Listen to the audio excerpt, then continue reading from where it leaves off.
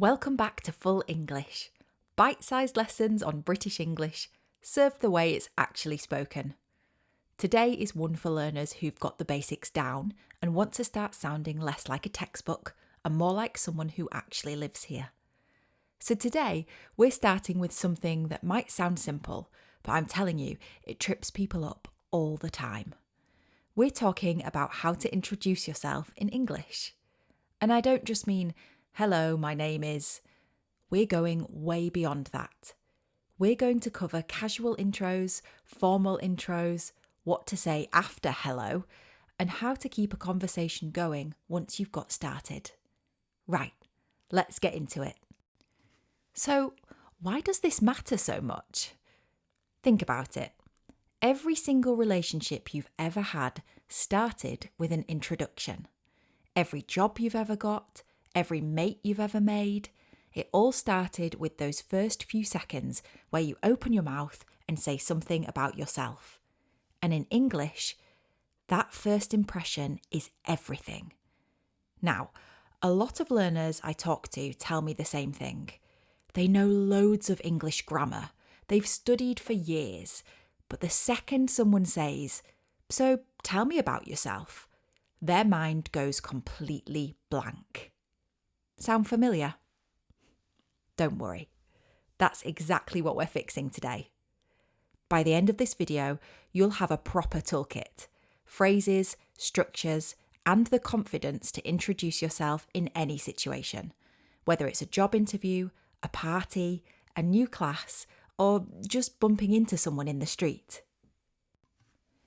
Right, let's start at the very beginning. Your name. Simple, yeah? But there's actually a few different ways to give it in English, and they all sound slightly different. The most formal way is, "My name is Sarah." You'll hear this in interviews, formal presentations, or when someone needs to take your details down. It's clean, it's clear, it's professional. Then there's the everyday version, which is what most people actually say. "I'm Sarah." Really simple. Just I'm and your name. That's it. 9 times out of 10, this is what you want to go with. It sounds natural, it's friendly, and it doesn't make you sound like you're reading off of a CV. Now, here's a little tip that makes a huge difference. When you introduce yourself, say your name slowly and clearly, especially if it's a name from another language or culture. Don't rush it. Don't mumble it. Give people the chance to actually catch it. And if someone mispronounces your name, it is absolutely fine to correct them. Just say, "Actually, it's pronounced Sarah." Don't worry, lots of people get it wrong. That little "don't worry" at the end takes the awkwardness right out of it. Really useful phrase, that one. Don't worry. Right, so after your name, the next thing that almost always comes up is where you're from. The basic structure is, I'm from the UK. So I'm from Spain, I'm from Japan, I'm from India. Simple. But here's where it gets a little bit more interesting. In English conversation, people often go a little further. They give a bit of context, because not everyone knows where every city in the world is, right? So you might say, "I'm from Leeds. That's in Yorkshire in the north of England." Or, "I'm originally from Tokyo, which is in Japan, the capital city." See how that works? You're not just stating a fact, you're helping the other person connect with it. That's what makes conversation flow. Now, if you're living somewhere different from where you grew up, which is really common, you can say, "I'm originally from Tokyo, but I've been living in Leeds for 2 years now." Right, name sorted. Where you're from sorted. Next up, what you do. Now, in English, this question comes in a few forms. You might hear, "What do you do?" Or, "What do you do for a living?" Or, "What's your job?" Or maybe a bit more formal, "What line of work are you in?" They all mean roughly the same thing, and the answer is usually, "I work as a project manager," I'm a graphic designer. I work in marketing. If you're a student, just say, I'm a student. I'm studying business at the University of Leeds. And if you're between jobs or doing something else right now, no stress. Just be honest. I'm currently looking for work in finance. I'm freelance. I do a bit of web design. I'm taking a bit of time out at the moment. All perfectly normal things to say. English speakers use all of these. There's no shame in any of it. So, here's where a lot of people stop, right? Name, where you're from, job, done. But if you really want to make a connection with someone, if you want the conversation to actually go somewhere, you need to add a little bit of personality. And the easiest way to do that is to mention something you enjoy. Your hobbies, your interests, whatever you're into. The phrases to use are really straightforward, like, in my spare time, I love cooking. I'm really into photography. I'm a massive music fan. I've been getting into running lately.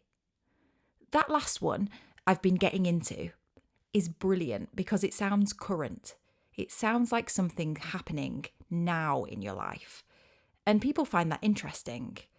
For example, you might say, I've been getting into hiking lately. I did my first proper long walk a few weeks back, and I'm absolutely hooked. See how that's more interesting than just, I like walking. It's got a bit of a story to it, and stories are what people remember. Quick tip. Mention 1 or 2 things, not 15. If you reel off a massive list, people don't know what to grab onto. Pick the ones you're actually passionate about. Passion comes through in how you talk, and that's what people connect with. Right, so we've built up a solid introduction. But here's something really important. Context matters. The way you introduce yourself to a friend at a party is very different from how you do it at a job interview. Let me show you what I mean. Here's an example of an informal introduction. You might use this at a party, a class, or meeting someone new socially. Hey, I'm Sarah. I just moved here from Edinburgh. How long have you been here? It's short, friendly, ends with a question back to them. That's key. We'll come back to that. Here's an example of a semi-formal introduction. You might use this at a networking event, a new workplace, or meeting a colleague. Hi, I'm Sarah. I just joined the sales team. Really good to meet you. A bit more polished, but still warm and not stiff. Now for an example of a formal introduction, which could be used at a job interview or presenting yourself to a group or in a professional setting. Good morning. My name is Sarah. I have a background in finance and I've spent the last 5 years working in financial services. I'm really pleased to be here today. Same person, same information, completely different register. And this is something that even native speakers sometimes get wrong, by the way. Pitching it wrong can make you seem either too stiff or too casual for the situation. So just have a quick read of the room before you start and you'll be fine. Right, this is the bit that most people miss, and it is the most important thing I'll tell you today. Are you listening? After you introduce yourself, ask something back. In English conversation, it's not just about what you say about yourself. It's about showing interest in the other person. If you just talk about yourself and then go quiet, it feels awkward. It feels like a one-way street. But if you ask a question back, suddenly you're having a conversation, not just an introduction. Some simple ones to use. And you? Have you been here long? What about you? What do you do? Are you from around here originally? How do you know Emma? That last one is brilliant at parties or events. How do you know Emma?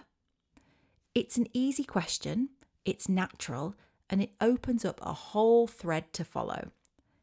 And here's the thing, people love talking about themselves. It's just human nature, right?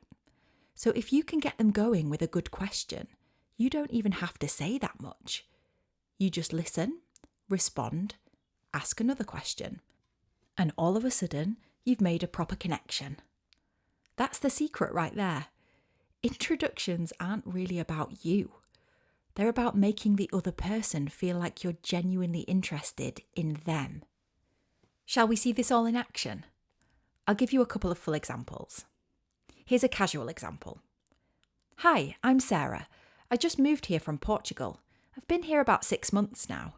Still figuring the place out. What about you? Are you local?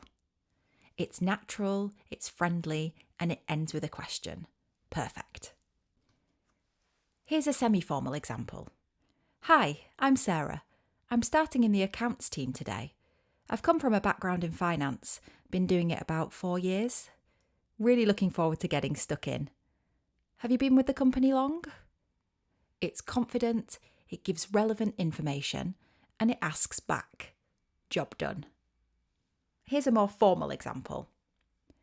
Good afternoon. My name is Sarah Smith. I'm currently completing my master's degree in environmental science at the University of Leeds.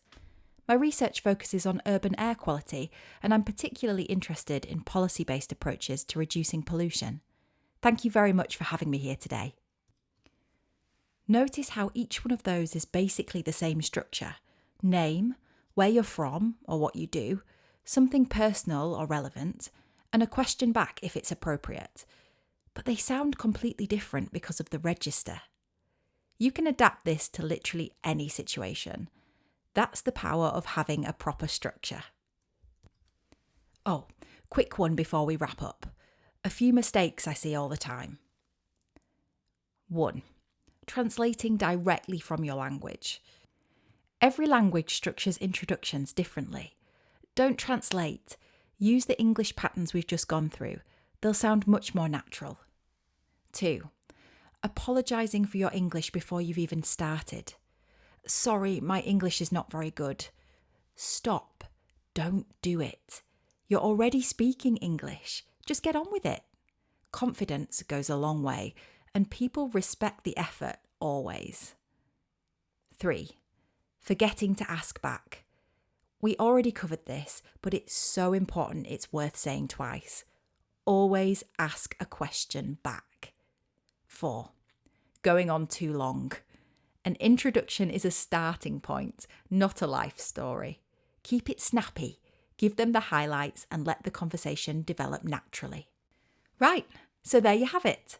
Everything you need to introduce yourself in English, from the most casual chat to the most formal setting. Remember, name, where you're from, what you do, a bit of personality, and always ask something back. That's the formula. And that's your lot for today. Another bite of the full English done and dusted. If that was useful, give it a thumbs up and subscribe so you don't miss your next helping. See you next time.